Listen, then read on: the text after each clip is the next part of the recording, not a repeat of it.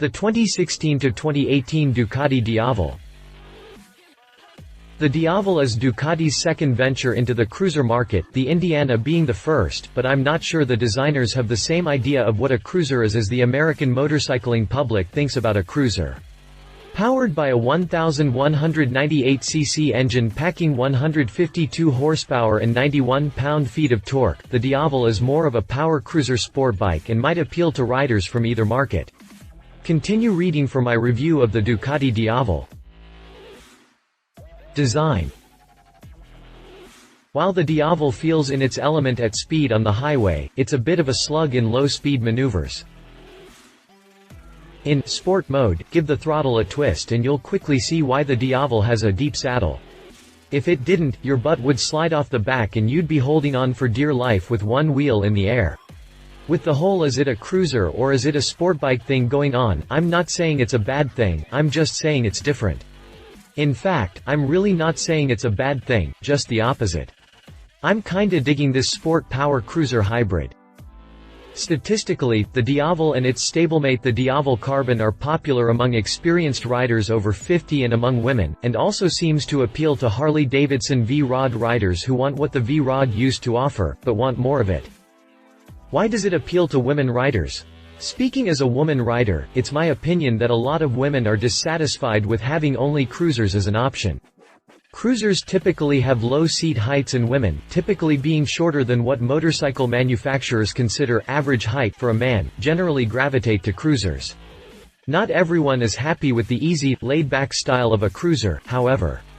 Some chicks want to go fast, too. Enter the Diavel with its hybrid nature. The pullback gives your upper body the upright position of a cruiser, yet the foot position is high and tight like a sport bike. The most notable spec, though, is the seat height. At 30.3 inches unladen, the seat is quite low compared to a typical sport bike, so it would definitely attract women riders with cruiser-size inseams who are looking for the thrill of a sport bike. The dark stealthy look appeals to the bad boy or gal personae and it combines an almost naked look with fierce styling to make a bike that looks like it means business even standing still. Love it or hate it, I get that not everyone likes that look, but it's not to be ignored. While the Diavel feels in its element at speed on the highway, it's a bit of a slug in low-speed maneuvers, so you might feel like you're wrestling all 500+ pounds of it in the parking lot. It looks like it is a big heavy bike, and it is. Don't lose sight of that, but performance-wise it's a sport bike in cruiser clothing. Chassis. Ducati joined forces with Pirelli to engineer the Diablo Rosso 2 sport tires for superior traction through 41 degrees of lean. Ducati built the bones of the Diavel using a combination of die-cast sections and thin-wall tubing, all in lightweight aluminum. The factory uses what they call a technopolymer member to bring the two main sections of the frame together and form the abbreviated subframe assembly.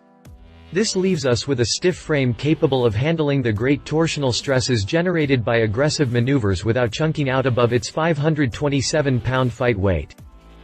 A single-sided swing arm, also in aluminum, finishes out the frame and it provides a spectacular view of the rear wheel, plus it carries a little extra length to push the wheelbase out to 62.6 inches long for straight-line stability and a little extra moonshot prevention. Necessarily, the drive chain and sprocket are on the same side as the brake disc, so there is absolutely nothing but aching, empty air to obscure the 14-spoke wheel from view on the right side of the bike. To be honest, single-sided swing arms used to worry my nerves a little because they seem so insubstantial, but I suppose the technology is mature enough to be trusted at this point. The cast, 3.5 x 17-inch front rim finishes the rolling chassis up front, while the so-called flow-formed, 8 x 17-inch rear rim provides lightweight strength for the rear. Ducati joined forces with Pirelli to engineer the Diablo Rosso 2 sport tires. While the front hoop comes with a water-shedding tread, the rear tire comes with the Enhanced Patch Technology (EPT), meant to provide traction from sidewall to sidewall through 41 degrees of lean, even in wet riding conditions. Plus, the 240 mm wide profile makes for quite a large contact patch to begin with, all good stuff if you are no fan of lowsiders. Steering neck angle and a sharply offset triple tree with a cast lower and forged upper give us 28 degrees of rake and 5.1 inches of trail for decent tracking at speed, and a 70-degree steering arc aids in parking lot maneuvers, at least as much as a triple can. Following this angle are the 50mm inverted Msrp forks that come with adjustable preload as well as compression and rebound damping, and run with Ducati's diamond-like carbon (DLC) coating that reduces friction between slider and tube. A horizontal mount Sachs monoshock manages the swing arm motion, also with adjustable compression and rebound damping plus a remote preload adjuster for complete control over the ride quality. Drivetrain. Ducati took its race-proven 1198cc Testastretta L twin and tuned it for street use with a somewhat gentler power curve. Ducati took its race-proven 1198cc Testastretta mill and tuned it for street use with a somewhat gentler power curve. This water-cooled, 90-degree V-twin, called an L-twin by the factory, runs the famous desmodromic valve train that uses a push-open, pull-close cam arrangement instead of springs, so valve float is a non-issue. The Desmo system used to be rather high maintenance with short service intervals, but nowadays it's right on par with, and in some cases lower maintenance than, pushrod engines with solid lifters. Massively oversquare, the lump runs a pair of 106mm by 67.9mm jugs with superbike piston crowns that help shape the combustion chamber and drive the compression ratio up to a hot 12.5:1. Dual spark heads create separate flame fronts to improve efficiency and reduce emissions. One of my favorite features on this engine is the fuel injector angle. It is a law of physics that a liquid will not burn, and we rely upon a split second of time between the air-fuel mixing and the combustion event to allow the atomized fuel to produce vapors that will burn. Not so in the Testastretta. The injector sprays fuel onto the back side of the intake valve where stored heat flashes the fuel into vapor, ensuring complete combustion and reducing free hydrocarbons in the exhaust stream. Nifty, huh? A ride-by-wire throttle controls induction through the elliptical throttle bodies and enables the traction control system (DTC) as well as the rider modes. The DTC monitors wheel speeds and intervenes when slippage is detected, sort of the opposite of ABS if you will, and the rider modes shape and limit the power curve. Output is limited to 100 horsepower in city mode, but the sport and touring modes unleash the full 162 ponies from the stable. The mill also produces 96 pound-feet of torque for plenty of stump pulling power. An electrically actuated, intermediate valve between the 2:1:2 silencers and the 58mm headers varies the back pressure in the system, so the tuning isn't fixed to a specific RPM range but instead dynamically tunes itself across the board. A hydraulically actuated slipper clutch couples engine power to a 6-speed gearbox, and a tough chain and sprocket final drive makes the final connection to the rear rubber. Pricing. Msrp is up around $19,000 with the dark carbon about $3,000 more.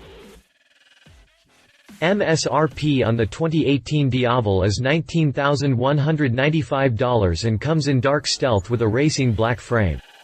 The dark carbon version with the dark exhaust and exclusive wheels will run you $22,395. Ducati covers your Diavel with a 24-month unlimited mileage warranty.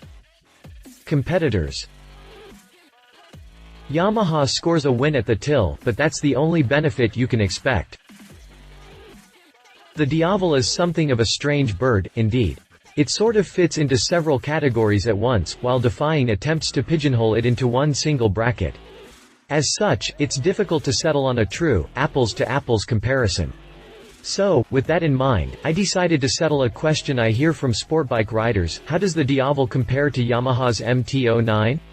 Really? I mean really? Okay, let's see. Well, like it or not, here's your answer. Yamaha scores a win at the till with a less than half sticker of $8,999, so you literally could buy one for the daily commute and one for weekends and still be ahead of the game. Unfortunately, that's the only benefit you can expect from the tuning fork company. Now for performance. Granted, the 847cc MT-09 lump is significantly smaller than the 1198cc Testastretta, but I would remind you that I didn't pick this competitor, popular curiosity demanded it.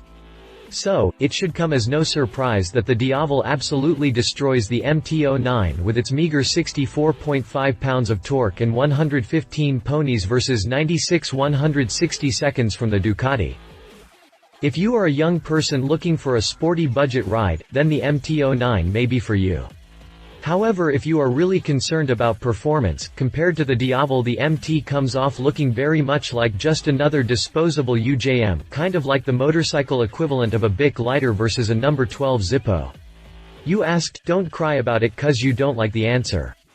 Yet again, Duck comes out on top in every important parameter except price, but in the end it depends on where your priorities are, and how much financial muscle you can flex at the dealership.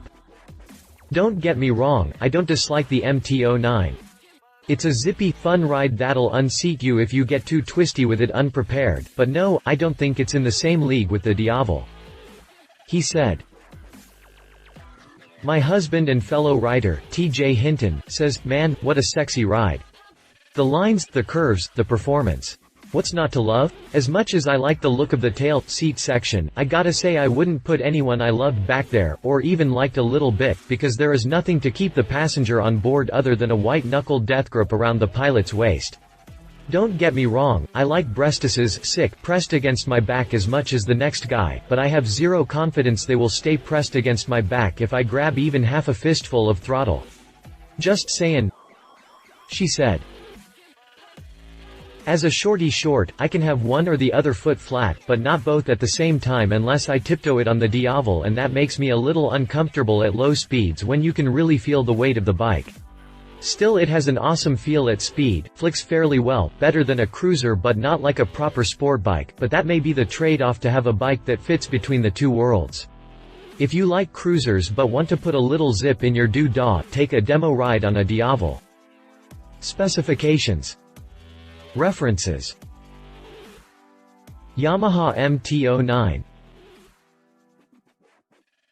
See our review of the Yamaha MT-09. If you liked this video, please share your thoughts in the comments below and don't forget to hit the subscribe button.